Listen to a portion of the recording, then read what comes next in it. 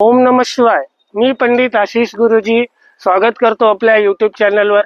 आज मी तुम्हाला सांगणार आहे नारायण नागबली पूजा संदर्भात. जसं की खूप लोकांचे प्रश्न असतात, गुरुजी आम्हाला नारायण नागबली करायची पण ती कशी होते, कधी होते आणि केव्हा होते. त्यासाठी मी तुम्हाला ही माहिती देणार आहे. नारायण नागबली पूजा सर्वप्रथम म्हटलं तर 3 दिवसाची पूजन विधी आहे, ज्यामध्ये सर्वप्रथम नारायण बली, नागबली आणि तिसऱ्या दिवशी सपिंडी श्राद्ध करून शुद्धीकरण पूजा विधी केली जाते. ही संपूर्ण पूजन विधी त्र्यंबकेश्वर मंदिराच्या मागे जे स्मशानभूमीचा घाट आहे, गोदावरीच्या घाटाकिनारी ही संपूर्ण पूजन विधी होते.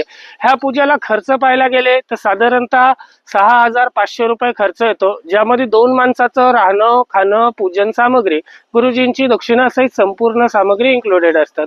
घरून येताना तुम्हाला काही सामग्री आणण्याची गरज पडत नाही.